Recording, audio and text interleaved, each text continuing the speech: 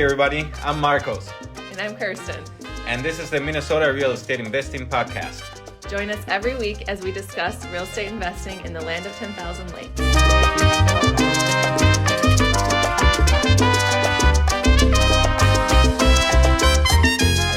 Welcome everyone to another episode of our podcast. This Friday we are talking about the market and what it has been doing. So this is a market update episode for all of you. This is going to be the topic today. Yes, because it's the trending topic if you're in real estate. Mm-hmm. Yeah. First we could talk about some things we've noticed. What do you think? In our our experiences in the past couple of weeks. Yeah, I'm assuming that's why you listen to this, podcast or watch these videos. It's because we're actively out there either helping clients acquiring and disposing properties or doing that ourselves, investing. So, yeah. So, do you want to get a kickstart on that, or? Yeah. So, I guess the first thing is, sorry, my leg itches. First thing is that mortgage applications are up. That's the big news. They're up 25%. And because the interest rates have gone down. Mm-hmm. So that's why demand has gone up a little bit. And we have seen the effects of that, which is a lot more homes going under contract. Mm-hmm. So one of our experiences, we were making showings for a client, and more than one of the homes, as we were making showings, is like, oh, sorry, we just got an offer, we just accepted an offer, or one of them we went and showed it, and then right after that, I was like, oh, we really like this house, and this home had been on the market for 70 days already, and we went in and our clients wanted to write an offer, and so I said that in the feedback, and then the agent calls me and he's like, yeah, sorry, we already have an offer, and we were going to submit none, but it really wasn't going to beat the other offer that they had. So we had a conversation with the agent. That's something that we do all the time to make sure that, because you don't know, even though it was slow, you don't know really what's going on the other side. So if our client expresses any sort of interest on the house, we try to make contact with that agent to make sure that we're not wasting our time. Immediately. Yeah, immediately. They're like, I would like to submit an offer, or I'm thinking maybe this one is the one that I'm going to submit an offer. Then we call right away, and we make sure to have a conversation. Another thing that happened too, and with another one of our clients, is that we were negotiating for a week, and suddenly I just get a text message saying multiple offers, you submit your highest and best. Mm-hmm. And this home was on the market for over 100 days. Over 200 days. Oh gosh. I think they put it first on the market in May or something like that. So I was pretty confident with that one that we were going to be able to negotiate and get to really good terms for the buyer for the acquisition side, but it ended up going to multiple offers, and the highest offer that we were actually negotiating for, I don't know for how much it sold, but they rejected our offer. Yeah. So I'm assuming it was asking price or higher. Yeah. Which didn't really make sense, unfortunately. But no, it did. It did. Yeah, it did. And we're gonna. Yeah, and so some of those homes that have been sitting are now going under contract, and there's more buyers coming into the market. So if you are out there looking to buy, you got to make more competitive offers, mm-hmm. because it's starting to change over again a little bit. And we'll see what continues, to happen. I don't know. Yeah, it seems that, the way that we see these little signs happening right now, it seems that we may get another year where we see a very large increase in year-over-year appreciation in homes and prices. We'll see. We'll see. It's not what we predicted. I know, we're wrong, our predictions, and I was listening to podcasts this morning, but a lot of people were, because in October, the outlook was so grim. The outlook was so grim, and they were saying, oh yeah, we fell off a cliff like a waterfall, the mm-hmm. home, what was it? I don't remember what they said, but it was a huge change really quickly. And now things just is like, I don't know, they're looking up. The market is good and things have changed, and hopefully this keeps up. Hopefully we can see that appreciation. I mean, especially for investors, I think it is better to have that appreciation in home prices because you can do flips easier and you can do burrs easier, with a little less risk there. But I don't know. It's still kind of scary. It's still kind of up in the air, even though we're seeing the signs of an appreciating market and potentially, hopefully not, but potentially something like a complete seller's market like it has been this last, 3 years? It feels like it the past couple of weeks. It's definitely shifted a little bit over to seller's market again. But, there are still those homes that are sitting that if you're an investor, like, make offers on them right now. Because otherwise they're going to fly off the market again, and that's a really good time to be making some offers. At this point, and I would say starting for the past week or two, if it hasn't sold, if it didn't say multiple offers, or if you're talking to the agent or your agent or, whatever the case is, and there's not a lot of interest or offers, then that means that they're very overpriced. What is flying off the market right now are homes that are very well priced and even if they were sitting, you see the comps and you're scratching your head thinking, why isn't this selling? Well, now it's selling. Because interest rates went down, so that makes it more affordable. Yeah. Well, not only that, and it's a combination of that, and everyone is coming off of the holiday season, and in Minnesota we have the winter that usually nobody wants to buy a house in December. Usually, like there are very few people.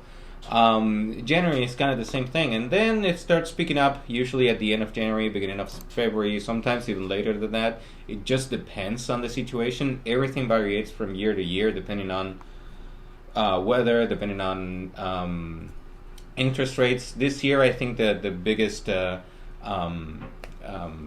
was holidays versus interest rates. The interest rates right now are the lowest they have been since July, I think. No, right now they're around 6.15.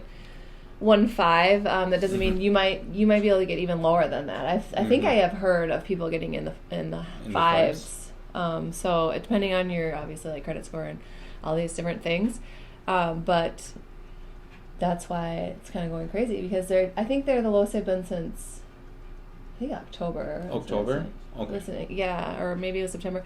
Don't quote us on that because we don't know. Yeah. But what we do know. I'm looking at an article right here. So because we wanted to just look at a little bit of some statistics, and I like Redfin is something that anyone can go use. Like obviously we have like InfoSparks on the MLS, but I like Redfin because they kind of give you a little like overview. And it says home prices in Minnesota were up 2% year over year in December. So they're up 2% since last December, which, that's like a pretty normal market. Yeah. Anything from 3 to 5% is normal year over year increase. Yeah, and at the same time, the number of homes sold fell 38.3%, and the number of homes for sale rose 7.5%. So we saw, obviously this spike in inventory. Tiny. A little bit, not spike. I guess maybe not a spike, but we saw a rise in inventory because because no one was buying the home, so they sat longer. And this says that the average median days on market, so that's different than average, right? Median days on market was 37 days on the market. That was up 12 days since last December. Yeah, and that's much more normal. That's like what we want to see. Exactly.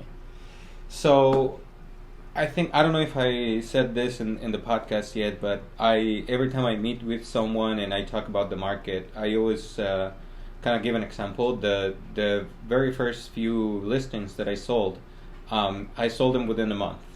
I always, back then, 10 years ago, I was bragging about the fact that I sold them within a month because we were in a more stabilized market. You could even say that it was a buyer's market too, back 10 years ago, okay? So when you have a stable market, being sitting on the market for a month, it's completely normal. 30 days selling a house, wow, you did a good job, man. Yeah. But then when we are coming off of the last 3 years where, you sell a multiple offers sometimes within 24 hours, sometimes it doesn't even get to the market. Sometimes you have multiple offers when you haven't even gotten a single showing. And I still have seen that. Like, I saw that for a home in Minnetonka last week. Oh, yeah, well, but it sold before when it was coming soon, and someone didn't sign an offer. There are certain areas that the market hasn't cooled down. Yeah. If you're, we can talk probably western suburbs and other pockets where there hasn't been really a slowdown because of the demand for the school district. Because of several different factors that affect other areas more than that. It's different when you're in a lower price range where maybe an increase in half a point or two in the interest rates can make buyers either go down in their purchase power quite a bit, or not even be qualified at all. So that's kind of the what we're seeing a lot of too, is that it's picking back up. Now it's a mix between season and interest rates. I would add to that well, season usually in January though you're not going to see. Honestly, this is like for January. Yeah, this is pretty active. Yeah, it is pretty active. But we're coming off of the holiday season, so people have already been with their families and traveling, and Yeah, there's still just so much demand for housing. I was listening this morning. Just for the next 5 years is kind of what they were saying. Like, the demand is going to be high because of millennials, and this is so many millennials prime age for forming a family, and so there's this demand for housing because of us, the millennial generation, and that's not really going to go away until a few years from now. So that could really affect how the market behaves. Yeah, no, and the reality is that we're still in a very, very low inventory. The fact that, less supply, yeah. The supply is... I mean, the inventory technically went up, though. It went up compared to last year, but we have been with low inventory for years now. And the problem is that since the last recession, builders are not... Usually, when there's low inventory, that means that most people don't want to move, right? That most people are deciding to stay in their house and not really sell their house to either buy a bigger or smaller one, whatever their direction in life is, And part of that, well, during the last 3 years, part of that was because the interest rates were so low that people were going crazy. And then one of the things that I was always told whenever somebody was interested in buying the house, so now what? I sell my house. Where do I go? Because I hear everywhere that everything is being sold in multiple offers. I mean, that depends, and the competition was very aggressive too, where people were waiving inspections and all that stuff. But I hope we don't see that again. Yeah. I hope that, because an increase in homes sold and the interest in the homes and closings and making the inventory even slimmer, to call it something, right? It's gonna lead to something like that again. I think that interest rates are gonna kind of hover around where they are now, and then maybe even possibly go down towards the end of the year is what we're hearing. So I think that would really level out the market and kind of like just keep a more healthy market than what you're saying, where we go back to this crazy seller's market that we saw in the last couple of years. I mean, my fear is that as much as we got used to the low interest rates, and that's what drove high prices too, because if you're paying $50,000 more for a house, or even $100,000 more for a house, the impact is not as much as it would be with more normal interest rates. I don't even want to say high, because high interest rates is when it gets to the double digits, and even then you could argue that they're lower. We got really spoiled with unrealistically low interest rates. Now, I think one of the other factors too, and what concerns me again about maybe going into another type of market that we have seen before, is that people got used to high interest rates. What's going on? Reese is smelling. We went out to lunch and she was coming over here and she's just like smelling the what we brought back. Yeah, she's like, no, she was smelling over here and then she found it. You know, it's found it right up by there, didn't you? You're a hound. Sorry. That's okay. But that's the thing, and we're humans. We see opportunity, and we sometimes, most of the time, we take it. And when you get used to interest rates that are in the 8 or 9s, now 6 doesn't look that bad. And if you're getting 5, you're gonna for sure try to get that locked under contract, because you don't know if they're gonna increase them back up or lower it. The rumor and everything points towards the prediction, if you want to call it that at the end of the year they're going to be even lower. And then by 2024 we're going to see, again, back in the 4s probably. What? Oh, I hope so. I hope so for, but the thing is that, again, look at the perspective too.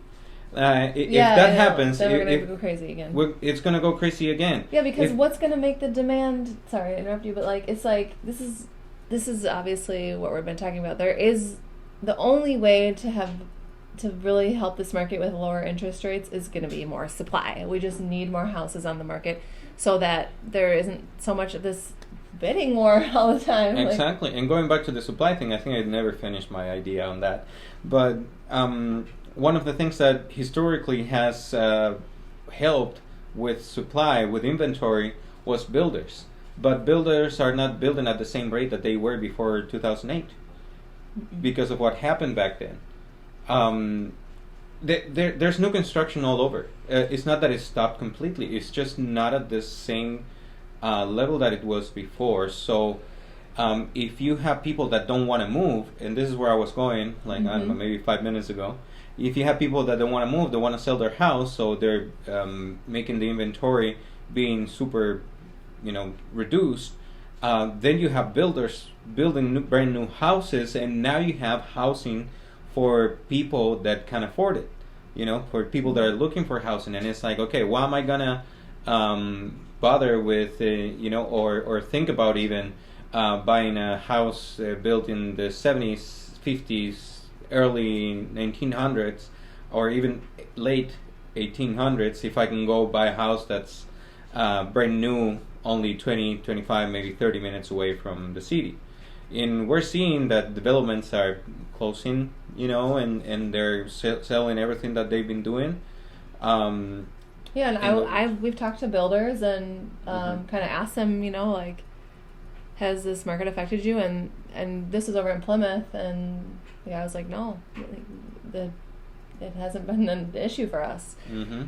So I feel like maybe in other parts of the country, a lot of builders slowed down, and there was much more fear for the builders. But I don't think that's been the case so much in Minnesota. We have a strong economy here, and I did see something a lot. There's a lot of people that are moving out of Minnesota.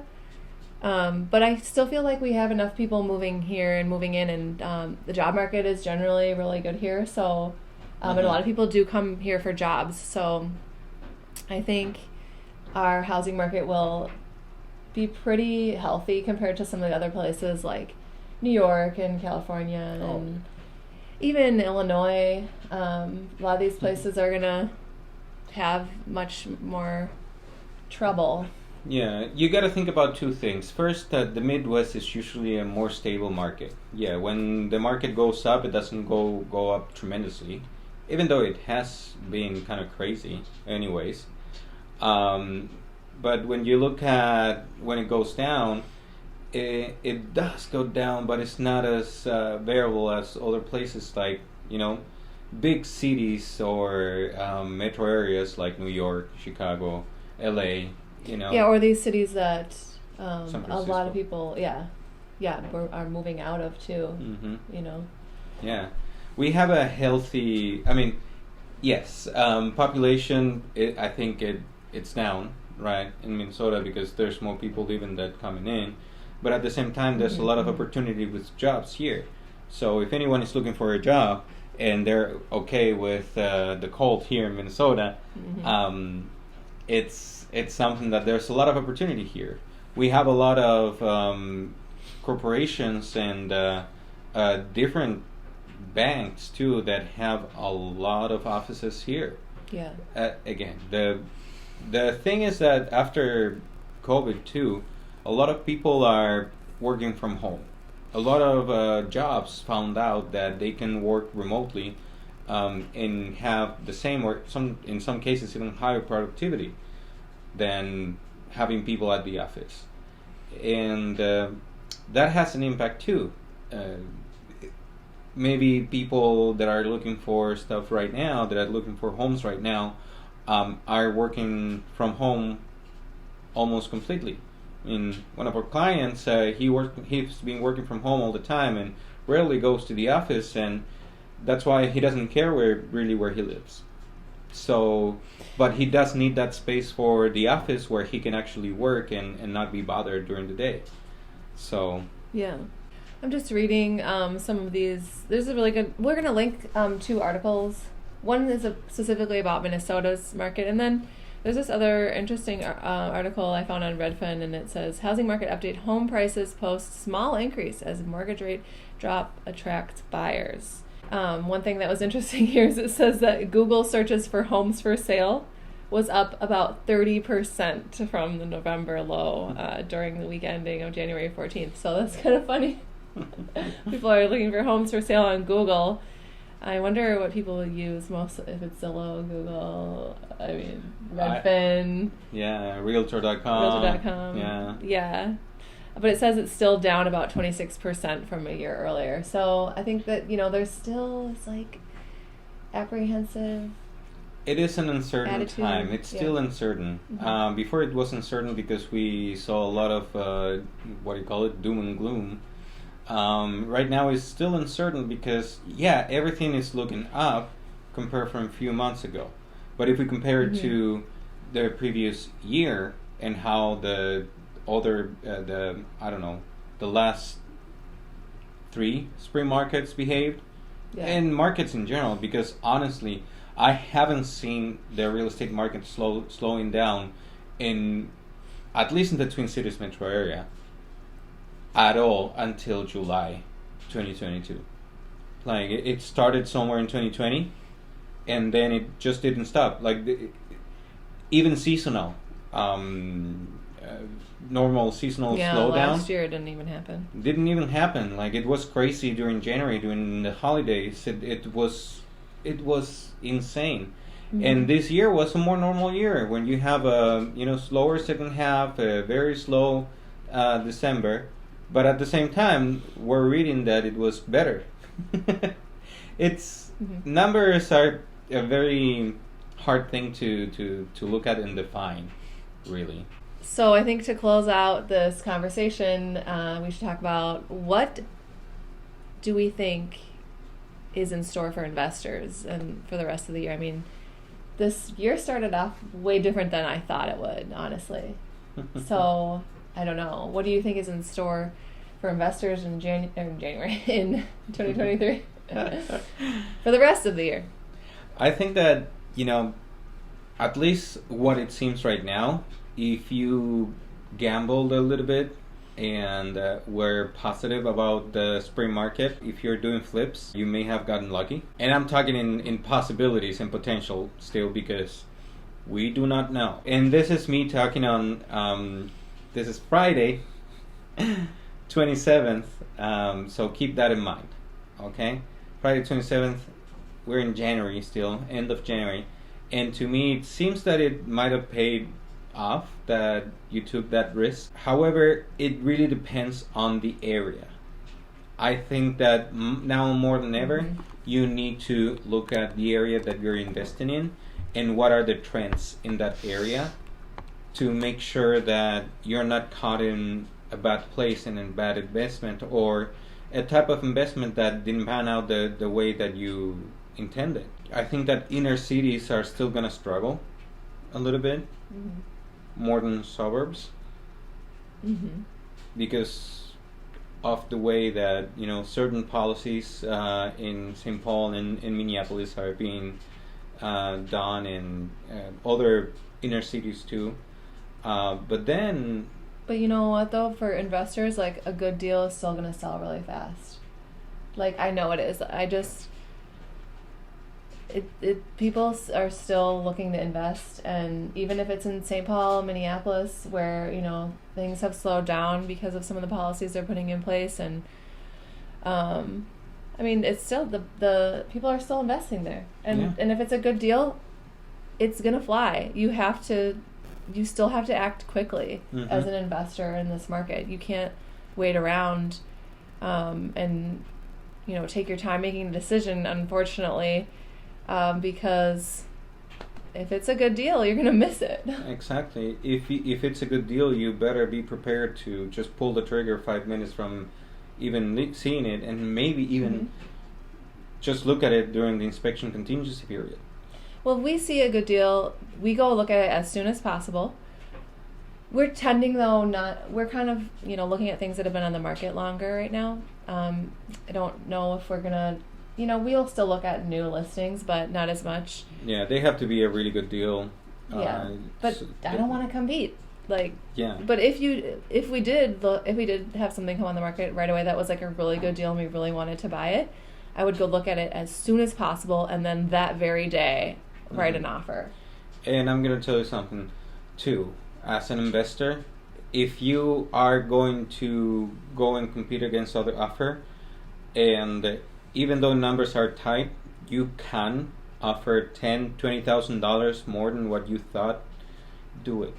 If that's what it takes to get that property. If the property really has either good bones, or it's a good opportunity, or it's in a good school district, good location, whether that is because it's close to hospitals, because the rents around there appreciate faster, or the vacancy is lower, whatever the reason for that investment to be better than other investments, and for you to maybe put an extra $20,000 on it, or whatever the amount is, that you justify it. If, I don't know, if it works with your numbers, then I mean, go ahead and do it. Maybe you're going to be a little bit tight the first year, but it's going to appreciate over time, especially right now. Another thing that I'm going to say about the market the way it is right now, if it truly is going to start increasing, you know, if the home prices are going to start increasing from now on until who knows when, if interest rates start going down and we see another competitive market between buyers like we've seen before, and it becomes another seller's market, the prices that you're going to pay right now are going to be the cheapest in the next year. Yeah. So if that is really true, you need to keep that in mind. You could be in a good spot, because even though you're buying with high interest rates with really tight numbers, and even losing some money monthly, be careful, because if you say no to that, maybe you are going to regret it, because it's going to be cash flowing at the end of the year at a lower interest rate too.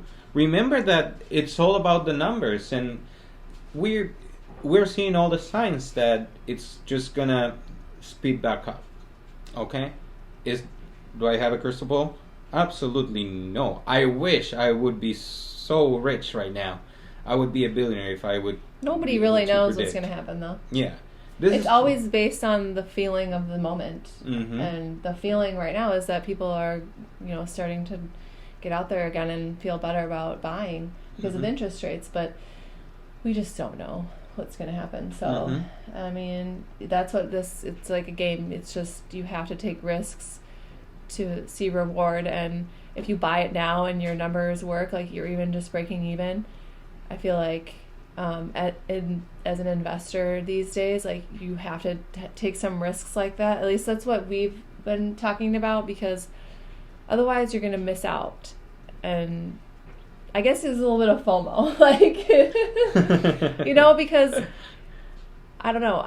A lot of people are still sitting and waiting, and that's fine because I think they can, but we personally don't want to do that. I don't want to sit around and wait. Like, if something makes sense now, then I'm just going to buy it. Yeah.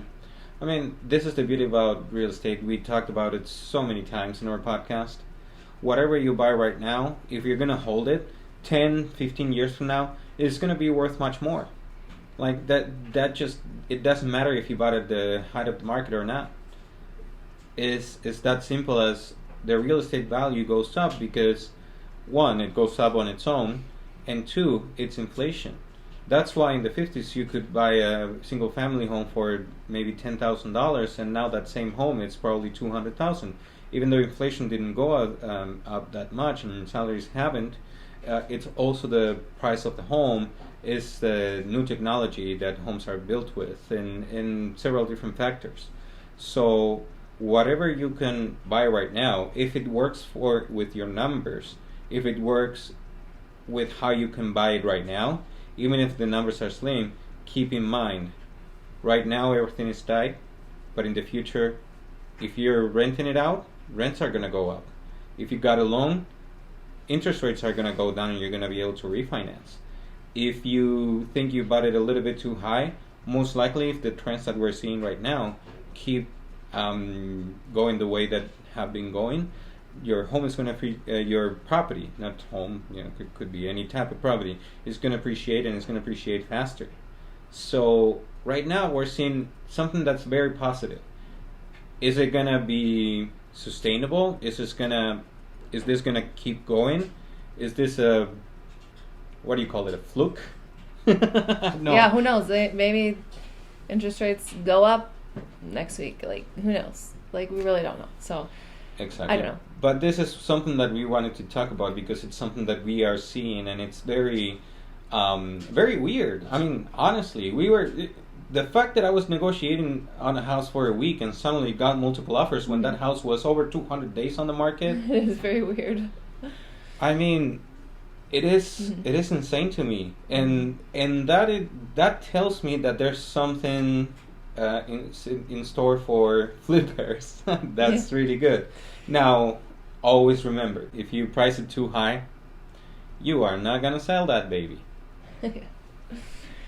Yeah, so tell us what you guys think. What are your thoughts about the market? What have you heard? Like, what are you gonna do if you're an investor? We want to know what you guys are thinking. So comment below or comment on our Facebook post or whatever.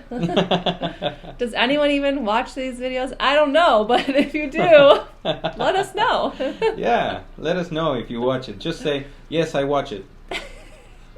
Comment in the comments, say, hey, yeah, I listened to the podcast on Apple or Spotify. Whatever you do, please tell us, please. Well, don't beg them too much, otherwise they're not going to. Yeah. I hope that this brings some clarity and maybe some insight on the market. Doing this market update sometimes is hard because this is the first time that we actually have something to update on that wasn't the same thing that we talked about last week. So hopefully you got something out of it. Like she said, comment below. And that's the Argentinian goodbye. So goodbye. And see you guys next week.